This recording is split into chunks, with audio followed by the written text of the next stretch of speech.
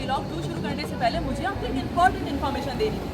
Scene कुछ ऐसे है कि यार ट्रैवल टू सक्कर व्लॉग 1 में मेरे एक बहुत ही अजीज़ सब्सक्राइबर हैं, उन्होंने मुझे एक बात की। उन्होंने कहा कि इन्फॉर्मेशन तो मैंने लैंसडाउन ब्रिज की बहुत अच्छी दी है और वो साथ सहेलियों की मज़ार की बहुत अच्छी दी है, लेकिन सक्कर के मुतालिक एक इन्फॉर्मेशन मुझे अब देनी है, वो ये कि मैं आपको बताती हूँ कि सक्कर का नाम सक्कर कैसे पड़ा। जब अरब जो हैं वो यहाँ आए और उन्होंने सिर्फ पता किया तो उन्हें सक्कर बहुत गर्म महसूस हुआ और उसको इसीलिए उन्होंने बोला सक्कर। सक्कर अरबी लफ्ज़ है और इसका मतलब है गरम तरीन। ये सक्कर लफ्ज़ जो है जिसका नाम उन्होंने इस जगह को दिया वो तब्दील होते होते अब सक्कर हो गया है। तो अब आपको पता चल गया ना कि सक्कर का नाम सक्कर कैसे पड़ा। तो आप चलते हैं साधु मेला देखने के लिए और साधु मेला देखने के लिए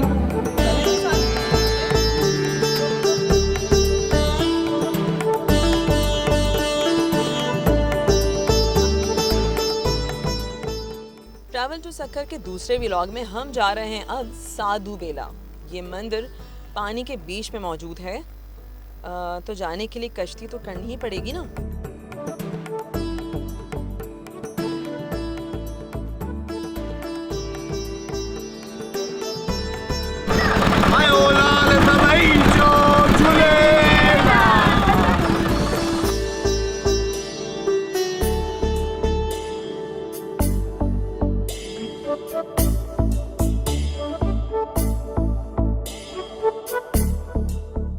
साधु बेला में आप आर्किटेक्चर देखकर मुतासिर हुए बगैर नहीं रह सकते।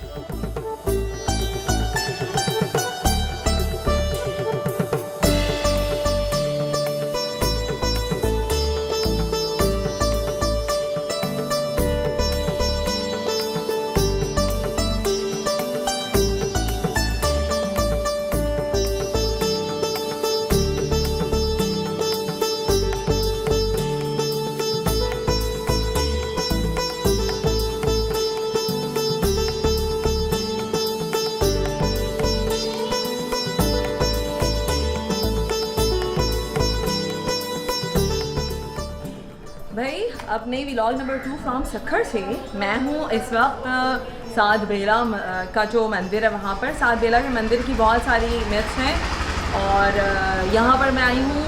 यहाँ पर आने के बाद मुझे पता चला कि ये बेसिकली इस जगह की जो बुनियाद थी वो बाबा बनखंडी महाराज जी ने डाली थी। तो बाबा बनखंडी महाराज जी का मज़ार जैसे कह सकते हैं आप, जो स्थान है वो यहाँ है। हम पहले अंदर जाएंगे और वो मैं दिखाऊंगी और उसके बाद हम बाकी जो पूरी आर्ट एकड़ पे बना हुआ है मैं इसके मुतालिक भी आपको बताऊंगी, ठीक है। आइए।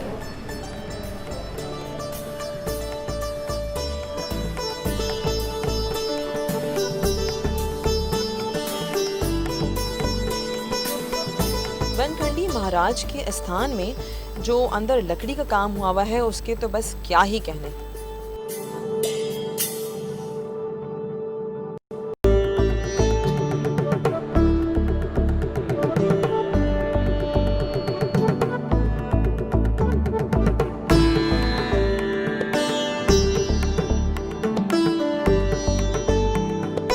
ज़्यादातर यात्री बनखंडी महाराज के दर्शन के लिए ही आते हैं।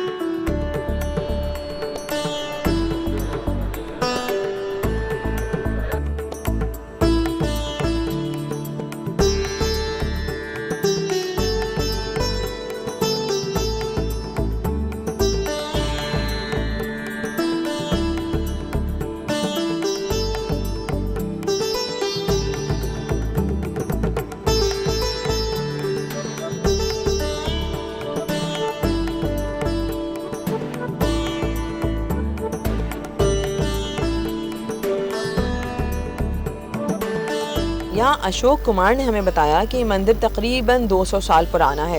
यहाँ पर बाबा बनखंडी महाराज जी ने आकर तपस्या करी, माता अन्नपूर्णा की, जगत गुरु श्री चंद्राचार्य की, और उन्होंने ही वरदान दिया कि आने वाले समय में ये एक बड़ा तीर्थ स्थान के रूप में बनेगा और बहुत से यात्री आके यहाँ पर दर्शन करेंगे और इच्छा अनुसार उनको फल की प्राप्ति होगी।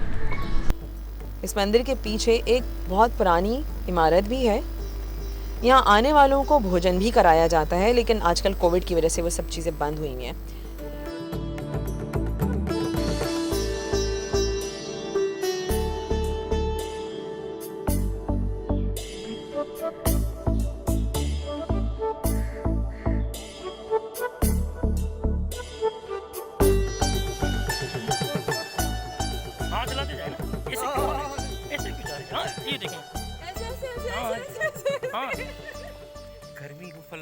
करी चाचो भी करी दबा। यहाँ से निकलने के बाद हमने रुख किया लबे मेहरान का।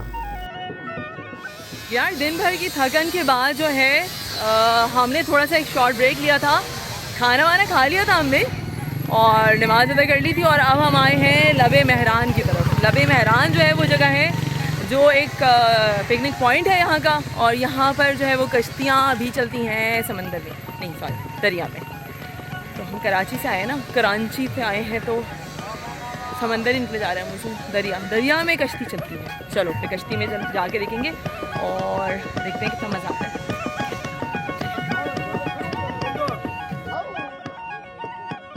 यहाँ एक तरफ पार्क है और दूसरी तरफ दरियाए सिंध कह सकते हैं आप, वो साथ साथ चल रहा है। दरिया के साथ बैठकर अपने दोस्त को दिन भर की दास्तान सुनाने का अलग ही मज़ा है।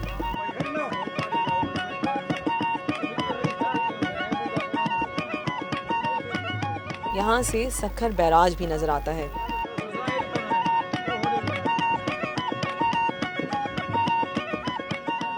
लबे मेहरान की सबसे अहम बात यह है कि यहाँ पर ब्लाइंड डॉल्फिन भी देखी जा सकती है, लेकिन जब उसका मूड हो तब।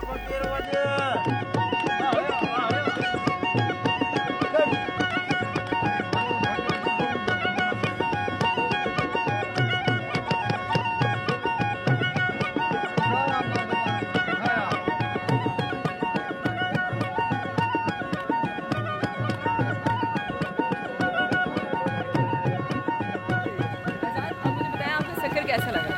सखर पहले से बहुत प्यारा हो गया और अब तो यानी शादी के बाद तो बहुत प्यारा। भाई मैं बहुत छोटी थी, बचपन में मैं आई थी सखर, डोकरी, रोड़ी। अब बड़े होने के बाद जो है वो बहुत बड़े होने के बाद मैं दोबारा आई हूँ। तो ये आप देख रहे हैं पीछे मेरे प्यारा सा एक सखर का मॉन्यूमेंट है। हाँ अभी बड़ी होती हूँ। तो यहाँ पर हम आए हैं, आज का डे 2 था। डे 2 में हमने लबे मेहरान आपको दिखाया। लबे मेहरान में हमें ब्लाइंड डॉल्फिन्स भी दिखाई दी हैं। मैंने कोशिश की उन्हें कैप्चर करने की, अब आप बताएंगे कि भाई आपको नज़र आती है कि नहीं आती उस मेरी वीडियोज़ में। हमने जो है वो मैंने आपको दिखाया था साधु बेला के बाद मैंने आपको दिखाया है लबे मेहरान। आज का डे 2 था, नहीं डे 1 का सेकंड था ये, ठीक है। अब हम कल मिलेंगे, कल हम देखेंगे मज़ीद चीज़ें, ठीक है। कल तक के लिए टाटा बाय, अल्लाह हाफ़िज़।